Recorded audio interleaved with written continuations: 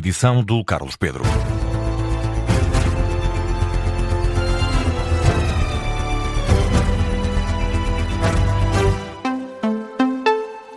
Carlos Pedro, bem-vindo mais uma vez. Em destaque nesta edição das 10, o caso de alegadas torturas na Esquadra do Rato. Há novos desenvolvimentos. Um polícia terá avisado os colegas de que estavam sob investigação.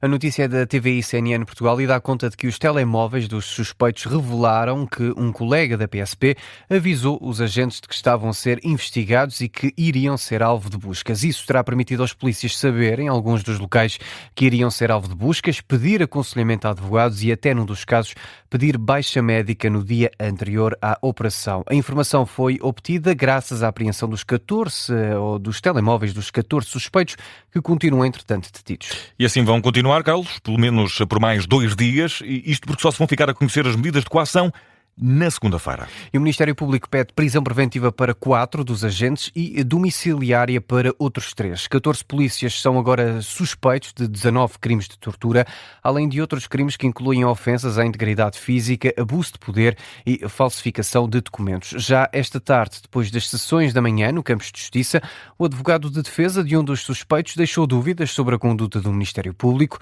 Carlos Melo Alves explica ainda o que pode estar em causa. A maioria das situações aqui são agentes da autoridade que são chamados para intervirem em situações graves, algumas delas de violência doméstica. Chegam lá, deparam-se com agressores violentos e têm que utilizar a força necessária para os maniatarem. E às vezes, em resultado disso, essas pessoas são feridas. Eu tenho receio que, se o Ministério Público tiver razão naquilo que está a dizer, que os elementos da autoridade estejam a ser condicionados em determinadas ações policiais que não podem exercer a força que é necessária. Carlos Melo Alves, um dos advogados de defesa neste caso de alegadas torturas realizadas na Esquadra do Rato. As medidas de coação são conhecidas na segunda-feira a partir das 9 da manhã. E também a marcar este sábado, o cidadão português que está a bordo do navio com casos detectados de antavírus vai seguir, Carlos Pedro, até aos Países Baixos, apesar de o navio atracar na próxima madrugada nas Ilhas Canárias. De acordo com as autoridades portuguesas, a Direção-Geral da Saúde tinha dito na sexta-feira que não tinha conhecimento de qualquer ocupante do cruzeiro que quisesse ser recebido em Portugal. Agora, a DGS esclarece que o único português a bordo do MV Ondius não reside em Portugal. O navio chega na próxima madrugada à ilha de Tenerife, nas Canárias. No local está já o diretor-geral da OMS, Tedros Ghebreyesus, descansa a população de Tenerife e volta a dizer que o antavírus não é o Covid.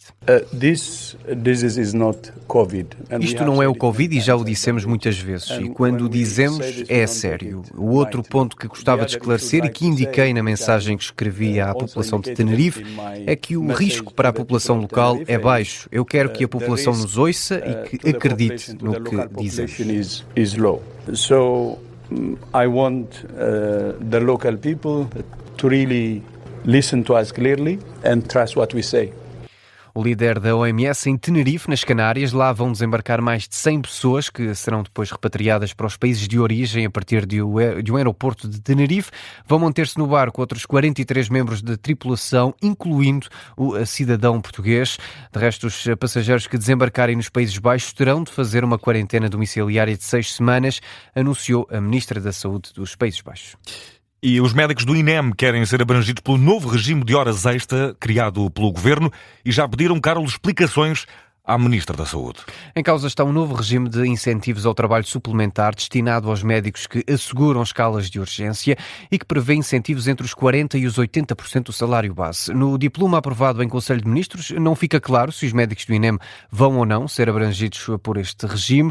No entanto, dadas as experiências passadas, a Comissão de Trabalhadores do INEM tem receio de que não sejam considerados como serviço de urgência. A Rádio Observador, Rui Gonçalves, diz que já pediu explicações à Ministra Ana Paula Martins. Já perguntámos à Sra. Ministra, já dirigimos uma missiva à Sra. Ministra para esclarecer essas questões e o nosso receio é precisamente que publicada que está este diploma, que os médicos do INEM não sejam abrangidos. Não há nada que nos diga que vão ser abrangidos. Como lhe disse, apesar de não existir nenhuma evidência que eles estão excluídos, o que existe é, já no passado, uma dificuldade de atribuir aquilo que é considerado serviço de urgência aos médicos do INEM. Já sobre eventuais formas de luta, Rui Gonçalves, coordenador da Comissão de Trabalhadores do INEM, diz à Rádio Observador que ainda é cedo para decidir. E este fim de semana se vai na estrada um alerta. Atenção aos peregrinos. As autoridades apelam, Carlos Pedro, ao cuidado e à atenção dos condutores.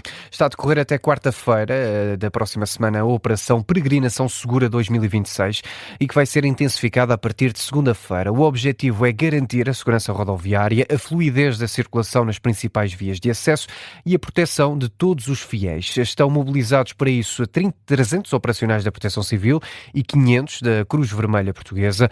Esta tarde, em Pombal, num dos pontos de paragem desta ação de sensibilização, esteve o secretário de Estado da Proteção Civil, Rui Rocha, que deixou recomendações. Por isso também a minha presença hoje aqui neste ponto em Pombal, para apelar para todos aqueles que estão em peregrinação até Fátima para o dia 13, para que o façam nas condições de segurança. O tempo também não está a ajudar, e por isso que possam seguir em fila indiana, sempre pelo lado esquerdo, que também não usem os auscultadores, porque isso também deixa de ter a percepção daquilo que é o trânsito, e também para os automobilistas reforçar aquilo que é o pedido que sempre fazemos, dos cuidados que têm que fazer com a velocidade. Em alguns casos, como aqui num pequeno troço antes do local onde nos encontramos, uma das vias está dedicada para os peregrinos. O ano passado foram cerca de 500 mil que estiveram em Fátima, e nós queremos que cheguem todos bem. Secretário de Estado da Proteção Civil, Rui Rocha, aqui no registro captado pela RTP, de recordar que ontem morreu um peregrino atropelado por um comboio Alfa Pendular em Coimbra.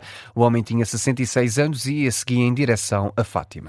Tempo ainda nesta edição das 10 para escutar as declarações de Vladimir Putin. Ora, o presidente russo acredita que o conflito na Ucrânia está a chegar ao fim, mas afasta, Carlos Pedro, Donald Trump de um eventual processo de paz. A notícia é da agência estatal TASS e é a primeira vez que Putin admite um possível fim da guerra. O presidente russo foi questionado sobre a situação na guerra da Ucrânia e respondeu, e passo a citar: "Acho que as coisas estão perto de acabar." Putin, que acredita na vitória da Rússia, o líder do Kremlin defendeu isso esta manhã durante o discurso no dia da vitória para a Rússia e defendeu também que a causa de Moscovo é legítima. Ao lado destes guerreiros russos há trabalhadores, engenheiros, cientistas e inventores. Mantêm as tradições dos seus antecessores, recorrendo à experiência de combate moderna. Criam armas avançadas e únicas e utilizam-nas em grande escala. Há uma verdade constante: as pessoas fazem o destino do país.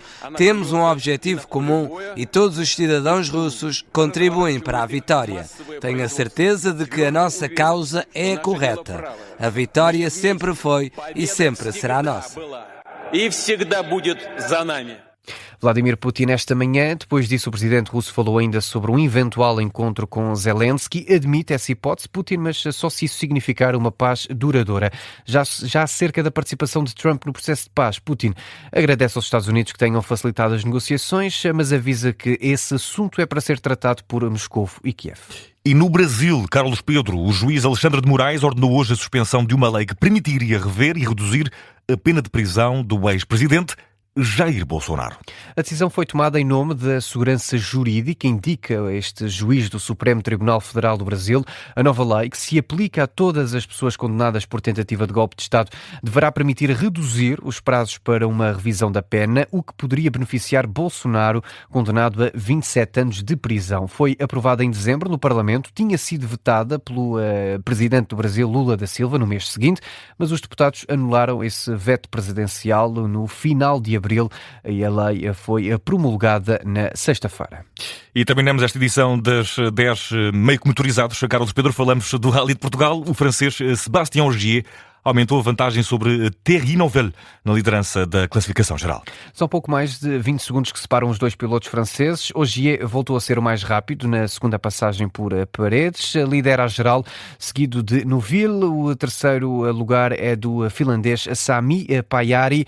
Ogier procura a 8ª vitória no Rally de Portugal.